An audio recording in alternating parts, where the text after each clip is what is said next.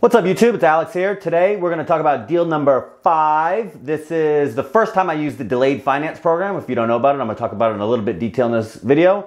The essential, what happened was I bought a house, long distance, 2,600 miles away. I didn't see the house. I rehabbed it, rented it, and refinanced and got all my money back all in under 9 weeks. So if you've been keeping up with the story, I bought a few of these now. Like I said, deal number 5.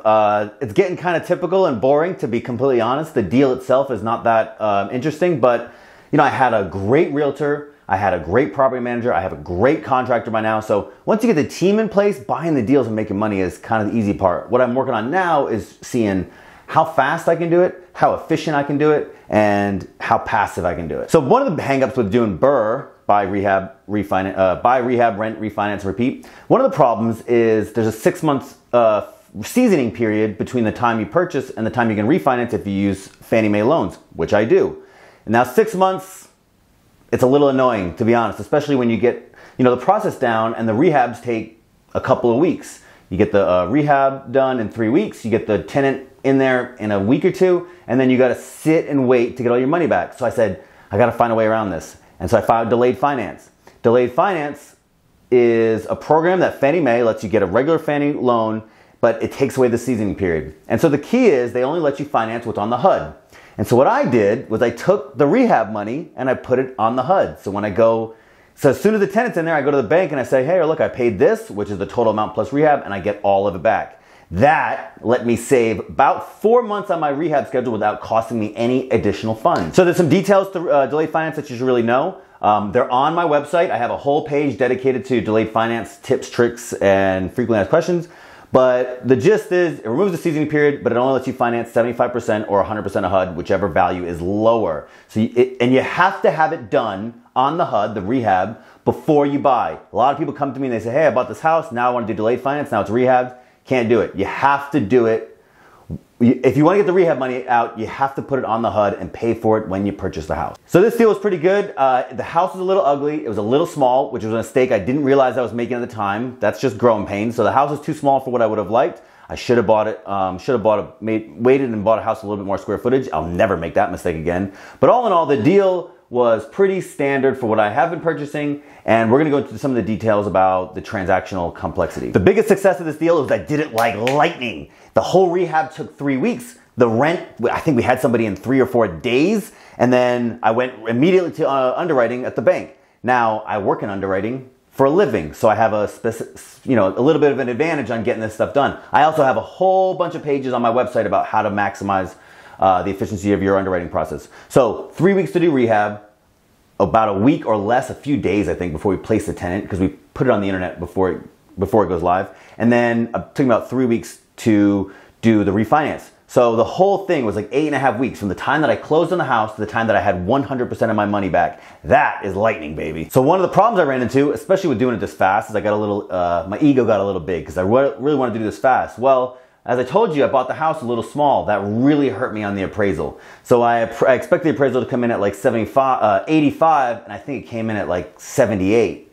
Now, it's not catastrophically bad. It's not life-alteringly bad, but it really does reduce the amount that I can pull back out. I think this is one of the only deals that I had to leave a little bit of money in the deal when I got my funds back, because the 75% was less than what I had in the deal.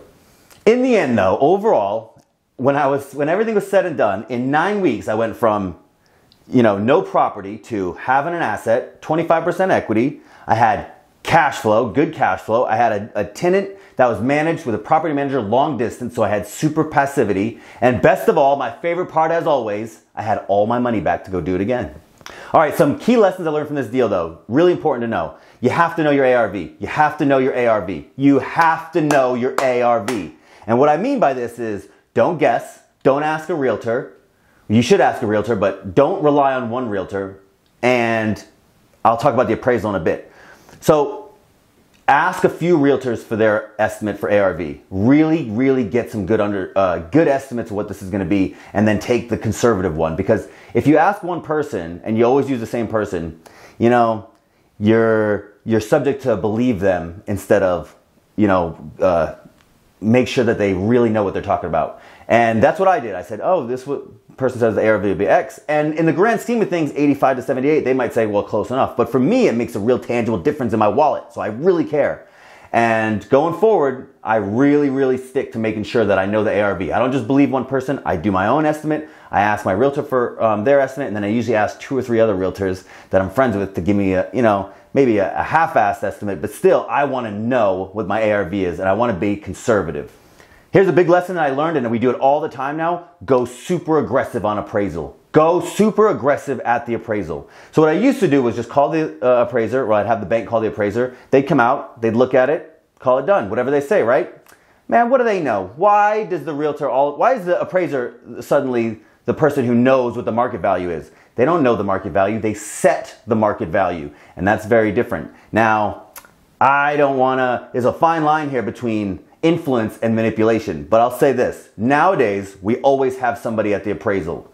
Always have somebody at the appraisal. And what that person does is, one, we put them on charm offensive because, well, I'm assuming you can figure out why. So we have somebody on charm offensive. We bring a pamphlet, a little booklet there, and we take before and after pictures. I always have professional before and after pictures done for all my properties. I put in what we think the good comps for this property are. So when the appraiser comes out and they see it, they say, oh, this is what you think it should be worth? Okay, that sounds good. We put before and after pictures, we put scope of work so they know that we actually invested money in it. What they don't want, what the appraisers don't want is for you to buy a house for 50 grand, do nothing to it, and then hope they're gonna come out and say it's worth 100. Don't do that. You have to do some kind of scope of work, you have to show it to them, you have to tell them what it was, and then like I said, you do it charming and you tell them what the comp should be. This has really made a difference in the way my appraisals unfold, and I highly recommend you do it. Third lesson is your ego will get you in trouble, especially as you get good. When you start off in this business, especially if you have no money, you're really scrambling to make returns because you have to eke out all the margin out of what little resources you have. As you get better, as you get faster, and especially if the market rewards you well, it's easy to get a big ego. It happens to everybody. And what I mean by that is you think you're too good to lose money. And if you have a lot of resources, you're too willing to lose money. You go in there and like I said earlier, well, I should have made, it should have been worth 85, but it was only worth 78. Is it a big deal? No, but what if that was 10,000? What if it was 20,000? How much am I going to allow myself to lose just for the ego of going fast or telling a good story? So, have you read the book by Ryan Holiday, Ego is the Enemy? Ego is your enemy, and it will get you in trouble. So, especially as you get better, especially as you go faster, especially as you get more resources, because you can make more mistakes and you'll be, subliminally, you'll be willing to make those mistakes. That's it for deal number 5. I told you it was going to be a short one. The deal wasn't that exciting. The whole deal process for the HUD, the delayed finance, all that stuff is on my website, brokersofchoice.com, brokersofchoice.com, brokeisAchoice.com. Go there, check it out. You can read the deal review, and I have a whole bunch of links for how to do delayed financing tips and frequently asked questions and stuff like that. Stay tuned for deal number 6. That one's, well, it's kind of the same, but it's a good story to tell. I hope this is helpful. Stay tuned.